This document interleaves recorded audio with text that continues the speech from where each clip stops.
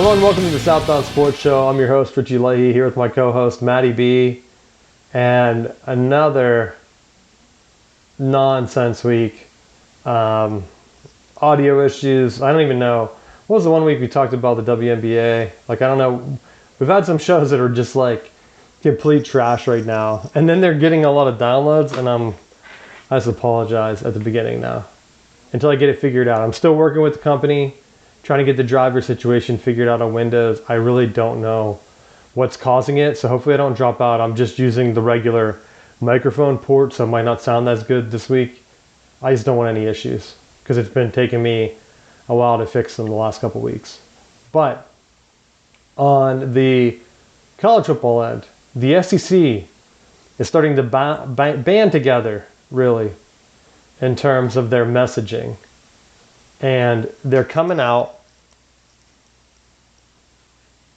and they're saying that the 9-game schedule isn't going to happen for football.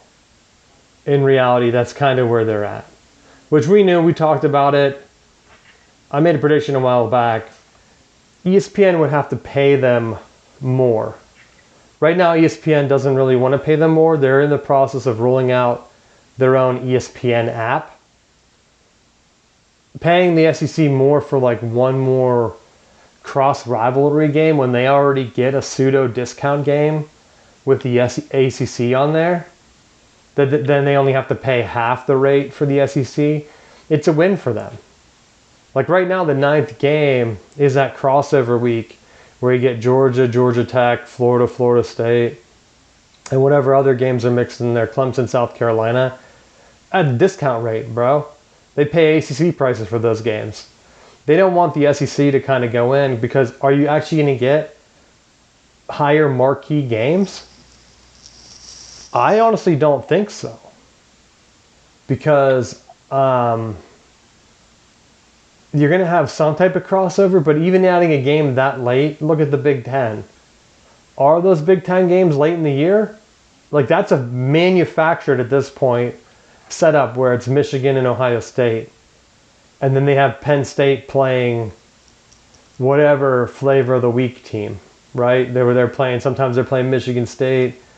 Then I don't even know, who did they play last year?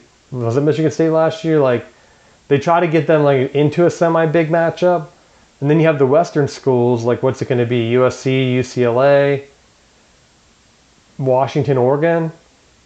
The SEC, they really can't, they're not adding other new teams to the amount that the Big Ten has to get another like rivalry week across like the board.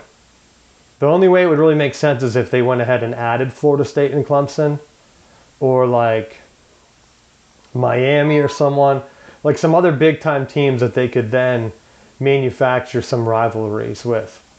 But they're already getting them with the ACC crossover.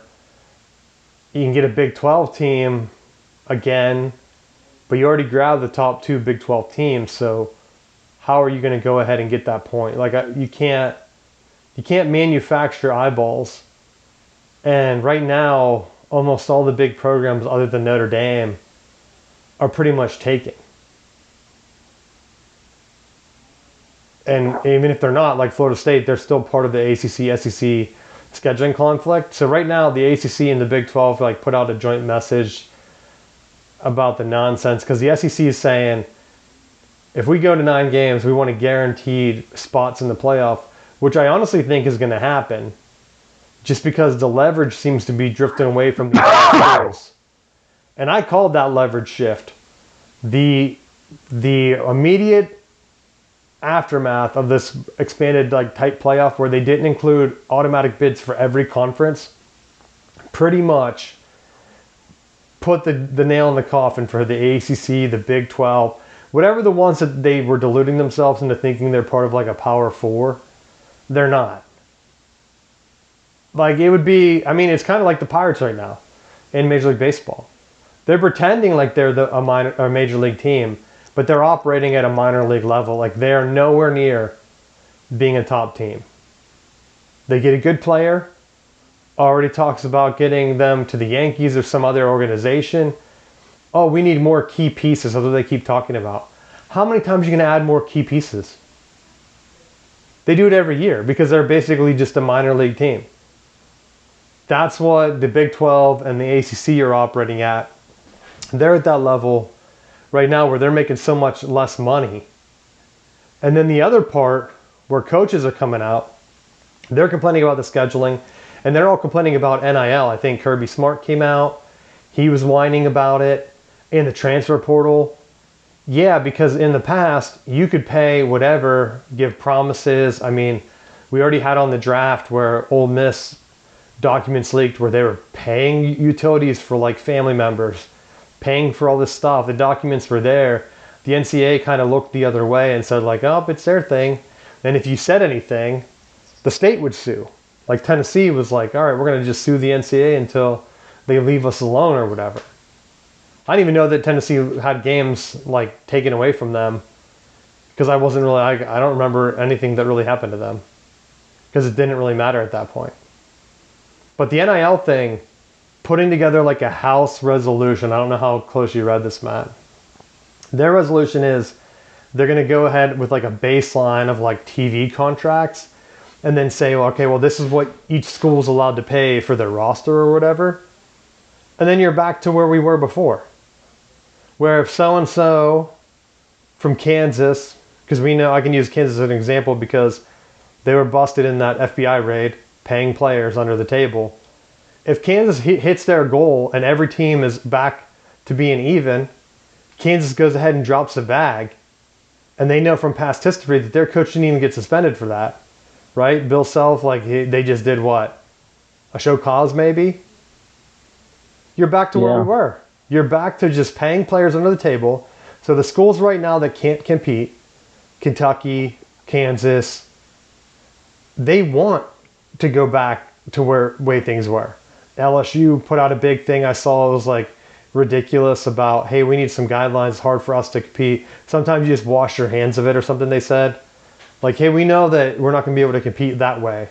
But maybe there'll be some guidelines put in place where we can get back to competing. It's like, no, you want to pay your amount, whatever you're used to paying under the table, knowing that the NCAA wasn't going to do anything to you.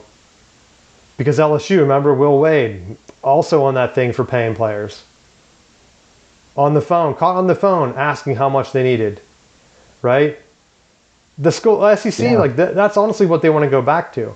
They know they can't compete. It's a Big Ten world. They're making what, at least 10 to 20 million dollars less than like Rutgers. Every school in that conference is right now, right? So of course they're going to complain. The transfer portal. You can promise all you want. Hey, come play at the SEC. You're going to get your chance. You're going to get your chance. Like how many times did they like badmouth like a Florida State or run over? Wasn't Georgia tricking players to come over and then ratting on Florida State for like breaking the NIL rules a couple years ago? Like that's the kind of BS that they're trying to get around and keep doing. But with the new open NIL thing, I don't think the government's going to be able to stop it, and nor should they. If a school wants to pay, pay. Like it didn't stop schools like in the 70s or 80s. You're seeing the same type of schools rise up. And it also evens it out for other schools now, where in the past, randomly, some schools are winning national championships every year in certain sports, where if a donor is like a big fan of a different sport, they could come up from a school and just automatically turn that school into like a volleyball powerhouse or like a wrestling powerhouse or something, right? In the past, you couldn't do that because they couldn't pay above board. And so you're kind of just grandfathered in. Well, this school's always been good, so we're going to turn our head and we're not going to look and see how they're competing. I saw a rundown where it's like Stanford's national championship count has been falling off because now players are going to get paid to go elsewhere. And so I'm really curious. Stanford, I'm pretty sure, is like number one overall in national championships. Will they get caught by another school? Wait and find out, right? Like, yeah. I just want to see what's going to happen. And I know people are mad at Michigan right now, like, get the number one football recruit. Get the number one transfer portal recruit for basketball. That I know Kentucky fans are complaining. about SEC again, saying like this guy's going to go to the NBA. There's no way Michigan's going to pay him enough to come back and forgo like the NBA salary. How many guys get drafted every year in the NBA and then don't get a chance? Right? You think like I remember seeing Michigan guys like, all right, this guy's getting drafted high. Can't wait to watch him play in the league. Oh, they throw him immediately to the G League and we never hear him again. And then it's like, hey, here's a picture of so-and-so playing in like Europe. And you're like, oh yeah, I remember that guy. I thought he was going to play where he got drafted, and then it never happened. Well, guess what? Now colleges can pay to have those guys come back, get their degree, so they're ready when basketball doesn't work out. I don't see what's bad. NBA is complaining that they've had, I guess they used to have 100 or 300 early entrants like a year average, or like that's what the high was, like 361 or something like that. And this year they only had 100 people come in early. Everyone else just staying in college. It's like, okay, so college basketball is just going to be better then, right? I mean, I don't watch basketball. I sure as hell don't, or I don't watch NBA. I sure as hell don't watch the G League.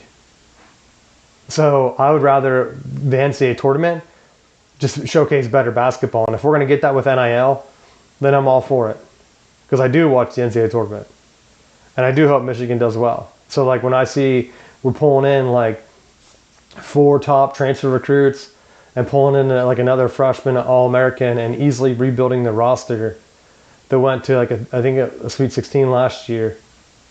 That's great for the sport. I don't know how you can look at it the other way, because if Michigan can do it in 1 year and do a complete rebuild, then any fan of any school can say, hey, there's nothing stopping our school from doing that. Where in the past you kind of knew, all right, well, it's kind of shady. This one school always lands every 5-star guy.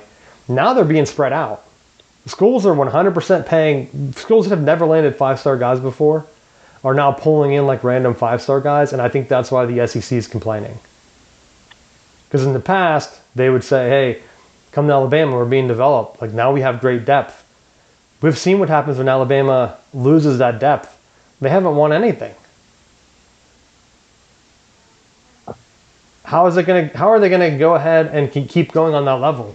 Like they're not. When's the last time Notre Dame's had depth to blow out a Georgia team and make it look like they didn't belong on the field? 80s? 90s? Like before the 70s? Like I don't even know how long ago that would have been. Yeah, I don't know. Because like that's what it looked like in the playoffs when people complain about, oh, SMU getting in. Oh, so-and-so getting in. Georgia got stomped. Tennessee got stomped. Texas got stomped by Oklahoma or by Ohio State. I knew they went ahead and beat, who'd they beat? I looked up, Clemson.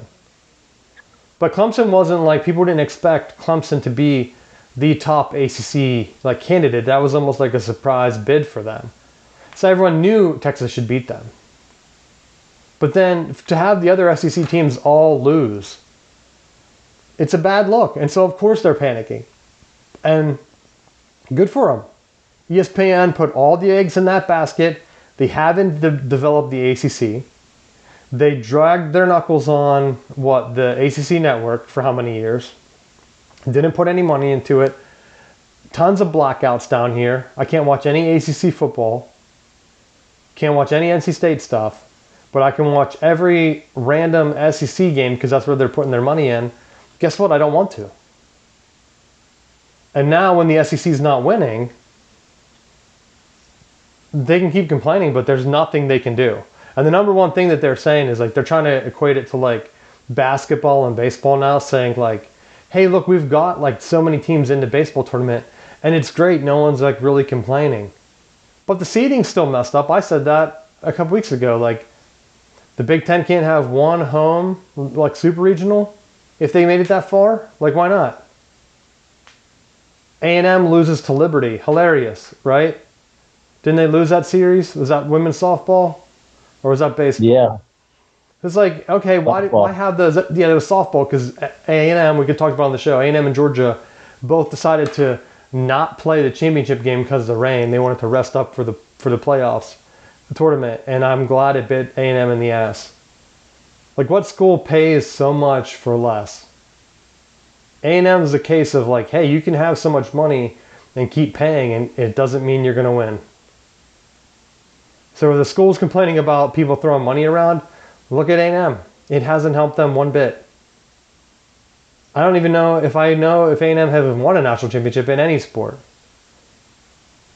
They're like getting number one seeds in softball, getting like number one recruiting class in football or whatever. And it's like, it equates to nothing. At some point, you can't just throw tons of money at people. You have to actually still develop them. And there is some coaching involved in everything. So I'm not too worried about what the SEC is saying. We'll see what happens with the NCAA. I saw some people like joking that the SEC is getting so mad they're going to announce that they're leaving the NCAA. And it's like, okay, to go do what?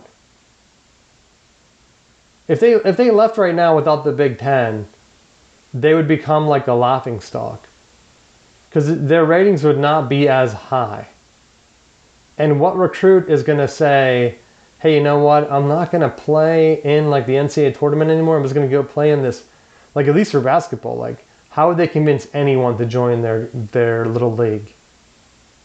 Without they can't even pay as much right now, right? They can't go to their own league knowing that they're going to have to pay even more to get the best players. They're going to become like the D2 or D3 level conference. You can't complain about getting outbid by Ohio State and Michigan and then go take your ball and go home. When it's like, yeah, they've been complaining about you guys doing that for like a decade, 2 decades now. Finally, fans are starting to actually enjoy it again for other teams. So I don't care. I'm excited for this era, and I hope that the government can't put a cap on it, and I really don't think they could. Because you can't really restrict pay, and there's no player association or anything. And I mean, heck, it'd be like the NFL, like you're trying to put a thing in, but they can't really restrict endorsements, right? So who's to say, like, Michigan's like has Bryce Underwood doing all this stuff. Who's to say they just wouldn't have had that lined up anyway? Like, hey, come look at like it's just going to go from NIL to endorsement packages, right? So schools that are complaining about it, the cat's already out of the bag. You're not going to be able to go back to like hidden utility payments or like church donations or whatever they were doing in the past. Like, I don't think you're ever going to go back to that. And I'm glad that we're not there. And maybe we'll see some schools like Pitt have a real fighting chance now. Where before, hey, we're like a smaller school. It's tough for us to compete, whatever. Now they could put together a package. Like, remember, this was like a decade or two ago, when they said that when they were in the Big East still, they were going to just put all their money and become a basketball powerhouse. And they were like rebuilding their thing and not really focused on football. And it kind of blew up in their face. Now they could actually do that. They could just invest the money and buy like the top 5 dudes and say, that's it, Pitt basketball is back, baby. And go from there. Like, I would love to see that. But I don't know. What are your thoughts on it from the ACC side? I don't know. I've kind of looked at, like, there's part of me that likes what the ACC in theory has been doing, but I feel like across the board, they've just run into issues because at random points they have success. Like, they had a Virginia. I was thinking about this the other day. They had a national champion in Virginia for basketball recently. They've had like competition in all the major sports relatively recently, but it's like within the conference, the teams are so bipolar that like you don't have a team like a Georgia or an Alabama of recent, that they're winning consistently 10 games a year, and they're not just winning games, but winning decisively. You have like the Florida State year of 13-0, and then they were complete mess this past season. And it's like for every time that you think North Carolina had it with Mac Brown and now Bill Belichick that they're bringing in good recruits, then they'll fall off. It's like highs and lows. They don't have that regular consistency, which initially I thought was a point of stability that you could say, here's Pitt that came in and wins the conference, but then the following year they're they're struggling and losing games to people they should. So like it's hard when you're trying to, like, within the Big Ten and the SEC. I feel like they have so many more higher ranked teams that are so top heavy that then it's like, oh well, even if we lose, it doesn't matter because we're playing such tough competition. Where it's like if you're in the ACC or the Big 12, it's like if you have a loss, it's like, oh, you're hot garbage, and you just get thrown in the trash. I think the big thing with that is the fall off from the Big East teams. Like when Virginia Tech and Miami came in and they've been hot garbage, like you said. I think that's what you said. They there's no coming back from that. Like in my mind, there's absolutely no reason why Virginia Tech or Miami. I know Miami's a little bit more consistent, but why they can't be on like a Wisconsin type level every year, where they're like winning like Wisconsin for that same run. Because I'm not talking about now with the expanded conference. I'm talking like like maybe like the beginning of the college football playoffs, where it's like or right before where Wisconsin was in the Rose Bowl and like winning it and like competing, and then yeah, Ohio State beat them in the championship game or whatever. But they were there, and everyone was like, "Well, that Wisconsin win was great. Now Ohio State has to be in the playoffs." Where in the ACC, they're like, "Oh, they beat Virginia Tech. Yeah, like they've been garbage for a while now," and like they just kind of write it off. To your point, like that's what happened, and I think that's the one where Virginia Tech now, like I keep seeing like all these things about like how it's a great environment, how football's coming back. It's like when? Don't tell me about it. You're basically become Nebraska, where everyone outside of your little bubble thinks you're a joke.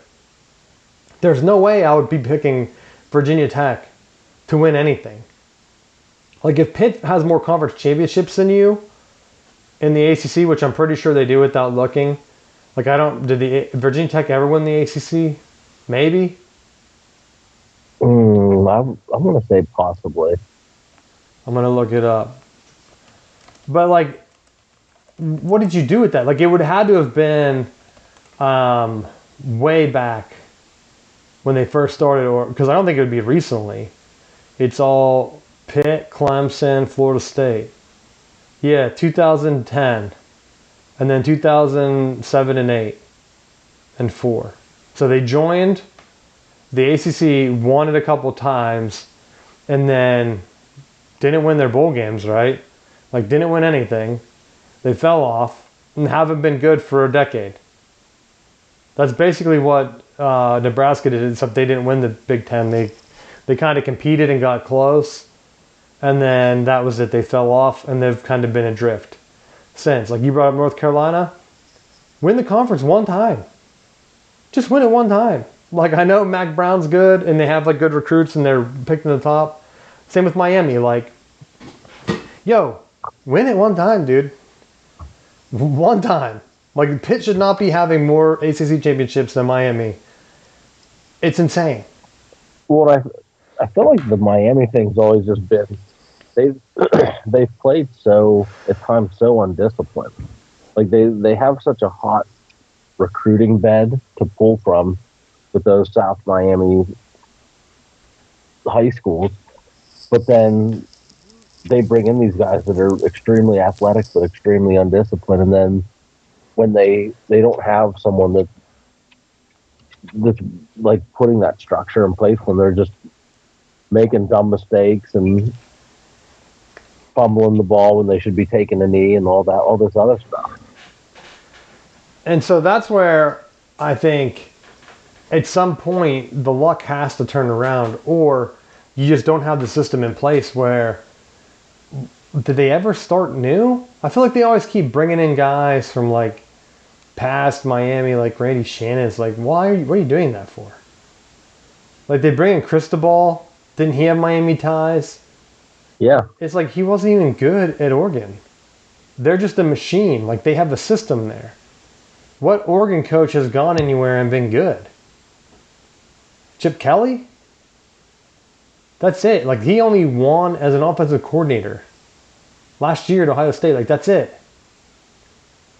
I mean, he won kind of in the NFL, but like, he might have a better record than Saban though, so maybe I should be careful. All I know is that you have to kind of build that culture. And I'm not saying like don't bring a guy in, because like obviously Michigan brought in Harbaugh. Harbaugh's won in the NFL, so having him come in and then he's still winning in the NFL, like around that, and he won at Stanford. It's like, okay, that guy won everywhere. Like, don't know if you have a guy that's winning everywhere and he has ties to your school, by all means take advantage of that, right? That's why, like, Yeah. you can tell when some guy only watches college football when they were like, Harbaugh had to break the rules to win. It's like, dude, he's won everywhere he's coached, even the NFL. There's like 5 coaches all time that have done that. That's it. Like, and your boy Saban, because I guarantee you consider Saban the greatest coach, because it's always like SEC mouth breathers. It's like Saban's the best coach ever, right? Why is he suck in the NFL then? Oh, No, my favorite coach is the reason I root for Florida State. It's Bobby Bowser, the rightful champ, not Saban, bro. not Saban. Not Paterno. Didn't Paterno have more Definitely wins? not. Did he get his back? Well, they never took him from him. I thought they did. Don't they No, both he was have? allowed. Don't they both have wins taken away? You should be on board my list of give everything back, dude. Ignore the NCAA violations, add all the wins back, claim all the championships, and then That's what I'm doing. it's all on the Well, table. Go for it. I'm there. I'm with you. That's what I said. He's the champ. Because I feel like with where Florida State's program was when he first started there, and he had an opportunity to jump to Alabama, but decided to stay at Florida State and continue to build the program into what it is now. That I appreciate that, and I like that he took it from literally nothing and built it into a national name and national brand. And see, that's where I think this stuff's kind of lost now. Because, like, even Saban jumped ship, yeah, he won at LSU. If he would have stayed at LSU, and I know he wanted to try the NFL waters, if he would have stayed there and had the same results, I think people might have looked at it a little bit more favorably. But they consider him based on, like, the national champs. But if you look at his recruiting classes, he has the number 1 roster every year. He didn't win as much as what he should have. As sad as that is to say, right? Like, if you have the number 1 composite every single year, you're expected to win, like, almost every year then. Right? I mean, and he obviously had a custom-made system for pre-NIL. He just didn't have the answer for when the NIL really became prominent. Oh, yeah. Once that kind of busted open, I think that's when you see a lot of coaches complain about it. That's the ones that are the loudest are usually the ones that had a system pre-NIL. Like even Kirby Smart, it's like, oh yeah, I watched your team get crushed by Notre Dame last year. Huh. No wonder you keep speaking up, son. Here I was thinking you were leading an NIL charge, but maybe not. Maybe it's starting to catch up with you. Because the NFL said it would take, what, how many cycles? 3 more drafts or something like that? 2 or 3 more drafts? The NBA is probably saying the same thing now. Where at some point, the roster spots are going to roll over to where you're full-fledged NIL. Well, geez, how many more COVID era players are still there? I feel like that's part of the issue too, because they have guys that are like professional students still collecting NIL checks and gaining 8th and 9th years of eligibility. I think that has to be coming to a close because I just saw Hunter Dickinson, Michigan's old basketball player that then went to Kansas for that same reason, right? Knew he wasn't really going to get drafted, got his NIL paycheck, and then he was just doing commercials for LinkedIn, saying like, it's time to come for me to get a real job. It's It's been a nice run. Because he was there from like 2019 or something, I think. Or was he at Michigan even earlier than that? So like, that's an impressive run if you're pre and post pandemic. yeah, like I want to say when he was with Michigan, it had to be pre, because he was on the team that almost went back to the Final Four with Juwan Howard.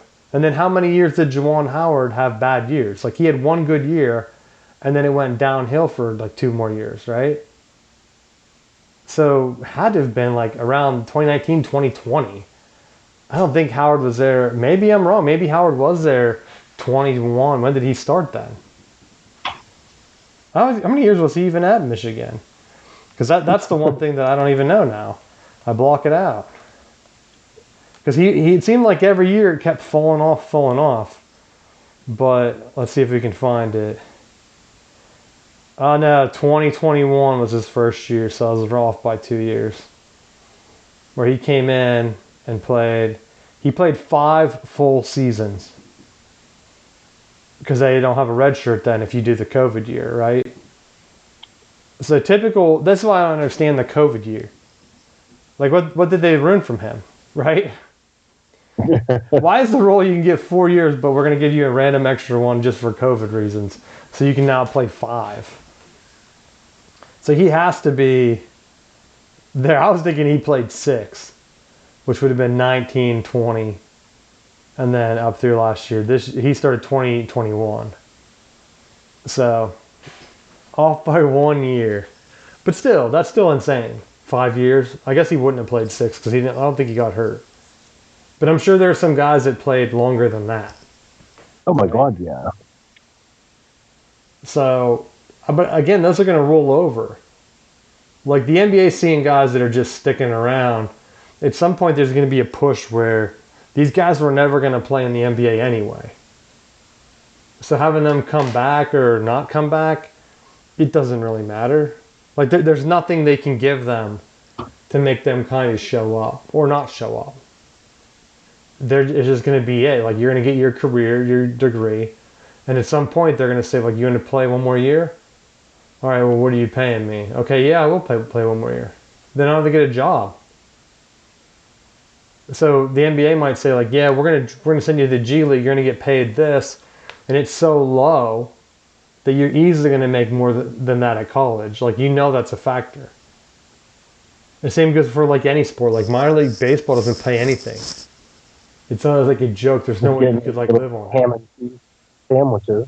Yeah, so any amount in college where they're giving you free place to stay and like just like a singles place basically where you can meet people. That's insane. Like you wouldn't be able to do that on a minor league baseball when you're on the road and stuff. So like the perks would just be insane in college versus for some of these other sports too. Because even like I saw people were tweeting it like Angel Reese because they're WNBA outbreaks where it's like the salary's so low. The hate that she's getting, even for her to like keep pushing it, has to only hurt her brand. To where she's going to be like the only way they make extra money is through advertisements, like her stuff with McDonald's or whatever she did. So if that's not going to happen anymore because of like your on the court behavior, like you're basically shooting yourself in the foot so bad.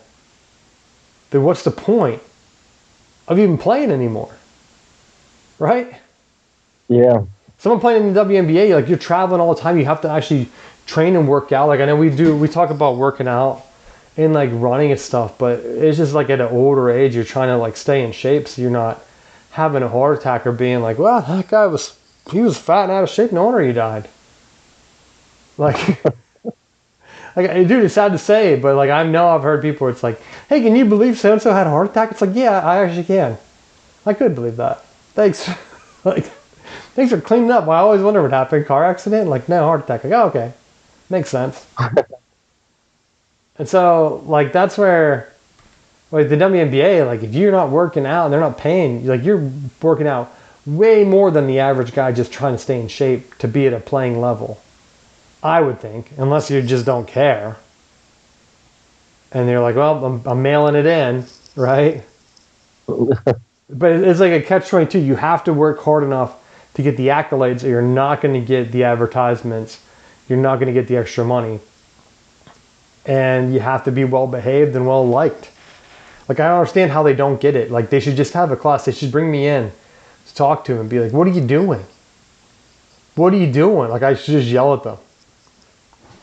Break something like Bobby Knight, throw a chair. Just be nice. Have fun. Like, people want to pay you to eat McDonald's, dude. Why are you passing that up? What's wrong with you? Right? I don't understand it. I don't understand it. But anything else you want to talk about college-wise? No. And I was thinking, I don't think I had anything else come in. I know I see people heating up because the NCAA meetings are supposed to be coming up for Michigan, but we'll see what happens. The NIL stuff, who cares, right? Like, if Michigan's going to keep getting a roster for basketball and football where it's like studs, then does the sanctions even matter? If they even get sanctions, like recruiting sanctions, is that even going to matter anything? That didn't ever hurt Tennessee, right? That was the main part of their punishment, I think. Not the vacated wins, that, but on the other hand, the NFL started to do, like, what? Is it unofficial practices or whatever? No Aaron Rodgers at the Steelers. In fact, I watched some of the clips, dude, of Steelers wide receivers practicing. I was looking to see if I could see Roman Wilson. I didn't see him in the clips. But, oh my gosh, the receivers they had out there looked like such trash. I thought, what are you doing? Like, I didn't see DK Metcalf there, and maybe he was there. He didn't show up. Of course he didn't show up. But I was like, who are these other guys? They stink. Like, running the routes. Like, I see AB run routes on Twitter better than these guys in official pads. And I'm not saying sign AB for real. But I'm saying, dude, I think this is a tank year. Mason Rudolph's like, yeah, I'm used to them wanting someone else. Brings back old memories. Like, awesome, dude. Calling conspiracy theory. To me. Yeah. Dude, the Pirates are right down the road. They see it every year. How do you win, or how do you lose, but pretend like you're trying to win? Bob Nutting masterclass, dude. We're just like, we're going to bring in some big name guys. We're going to hype up that we might make a move for Aaron Rodgers. Heck, they might even get Aaron Rodgers and he might just be trash. Right? I keep hearing, people keep telling me that, oh, dude, Aaron Rodgers isn't going to Steelers. He's going to the Vikings for your boy JJ. He's just waiting to take over his position. Like, JJ's such trash. Aaron Rodgers easily going to take that position, and the Vikings are so good, he'll like win the Super Bowl there. And I'm like, how drunk are you? Like, what are you drinking? You think Aaron Rodgers is going to show up in Minnesota? Not that he's not better than JJ. I mean, we haven't really seen JJ play a full year, but I have seen Aaron Rodgers play at the Jets, bro. He's not winning the Super Bowl. I'll tell you that much. But it's not with Aaron Rodgers. A big chunk of his thing now is, like, it's almost like Roethlisberger late in his career, where you have to essentially just be willing to give up offensive play calling and just allow him to do whatever check with me at the line. And if Tomlin isn't comfortable with that, they may drag it out or not even bring him in. And see, that's where I'm just waiting to see what is going to make me think the Steelers are going to have a good team. Because if you bring him in, I still don't have any expectations now. Well, you're right, and that's the catch-22 in this, because if they have a fall-off year, then everyone says, oh, the Steelers set Tomlin up for failure. They have to fire. Like, they want to get rid of him, so they gave him this crap team. But I feel like if he has a hand in it, in the roster, and some of these player personnel decisions, he should own the fact that it's a crap roster. Well, even when Roethlisberger was there at the end, I never went into the year thinking, oh my gosh, this year's going to be a Super Bowl. It was almost like, well, we know Roethlisberger can win the Super Bowl. Maybe we'll get lucky. Even when they had the great offenses with all those receivers, like in the mid-teens, like whatever, it's like, all right, they could win the Super Bowl. But then when the chips were down, they weren't doing anything. And it's like, all right, where's Tomlin's like great defense? Like, they're not getting a stop when they need, and they're not scoring enough on the offensive side to think that this is going to be a team that gets stuff done, and they just haven't been doing it. And it's just sad all around. I don't know. I really don't know what else they could do. But we'll see. It's like it's just a different twist on things with Aaron Rodgers there, or if he's not there. Because one, like you're right, they're going to say, hey, they were really trying to win with Aaron Rodgers. They can't blame Tomlin if Aaron Rodgers sucks. But if they don't get anybody, then it's kind of like, can you even fire Tomlin? Do you want to fire him? Is it a culture thing? Because I go back to the Miami thing I brought about in college football. Like, is it a culture thing at this point of them not winning, but just being mediocre? You could say the same thing with Dallas. Like, is it the owner? Is it just the way the building is? Like, you can bring in a coach and they win a little bit more with McCarthy, and so you're kind of afraid. Like, do I move on? We're closer now, but we're still not winning enough. And then you see a team like the Washington, they're going through like their crisis. Finally, just went through and did a full rebuild, got new ownership and everything, and now they're close to winning. And if they continue to win and actually win a Super Bowl, what are the Cowboys and Steelers looking at then? Like, what are you doing?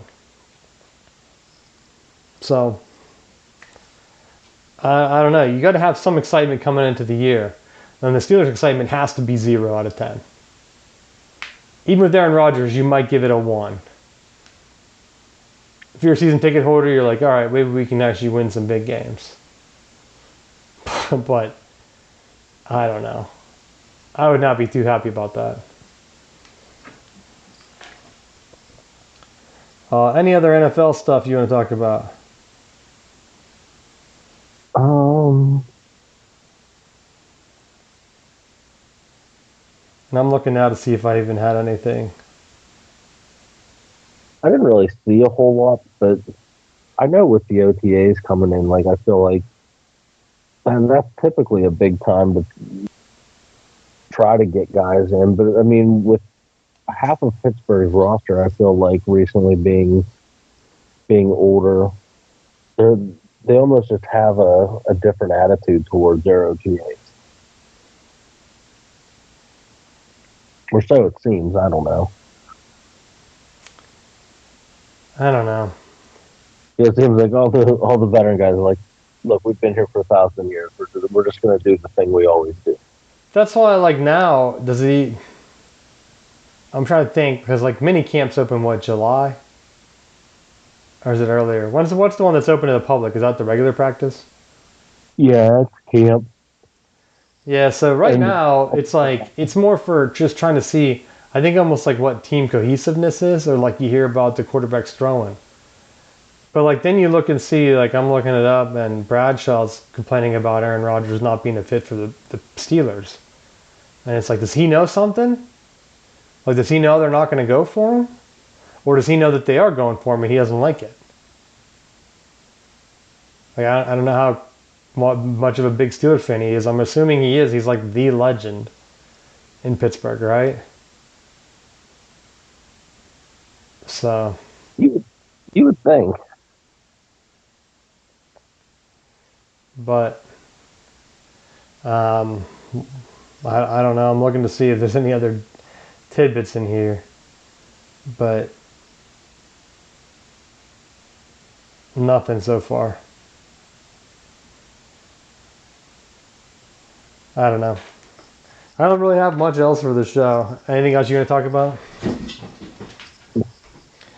We got baseball playoffs coming up for the men's announcing their seeding. So hopefully we'll see this weekend how Florida State gets hosed in that. The seeding should be out, though, I think. I thought they came out yesterday. Yeah, it is, but there's always some slight against them. I saw NC State got like Auburn or like one of the top teams, and NC State's been close to the top 10 team at part of the season. So I was hoping they'd be closer. Like because like sometimes they're close enough to host the first round or whatever, and it's like not even there. I don't know how the end of the season went for them. I know Michigan didn't make it, which has been like their coach went to Clemson, and then Clemson wasn't like were they even good in the ACC this year? I'm gonna Yeah, they were decent. look up the bracket, but they weren't actually winning it. Who won it? Was it Florida State or was it someone else? North Carolina, I believe. They beat Florida State in the championship? They beat them in the round before. Oh, yeah, you're right. They played the Final Four. The other side was what, Georgia Tech and someone else, I think. Because there was a play where ball was hit to right field, and it would have been extra bases, but a kid from North Carolina reached over and grabbed it. Yeah. And the reporter interviewed him and said, "Why are you a Carolina fan?" And he goes, "Because my sister goes to state." That's funny. But yeah, I guess Auburn's 4, so NC State's there. Florida State doesn't get too bad of a draw. They play Northeastern. They open with Bethune, I think. B. Cook, and then Mississippi State. Yeah, Bethune-Cookman. And this is the one where it's like the SEC gets so many schools in that it's almost like a self-fulfilling prophecy where it's like, okay, hey, you're going to get the bid. Like Southern Miss got the 16 seed, which I'm guessing would have been like one of the ones that NC State would have been up for. Okay, I guess Clemson. That's one of those arguments that I have, like, why I get so frustrated with the way that they do the seeding, because, yeah, you can pull, like, if you take half of the SEC and put them in, by default, like, one of them is going to hit on a run, compared to, like, if you only allow one ACC team in, and then they have one off game, like, they get their bell rung, and it's like, oh, see, they weren't really that deserving. Yeah, that's what I'm saying. Like, half these are SEC home games or home series. So, like, the Big Ten gets a team in, and it's like, oh, good luck.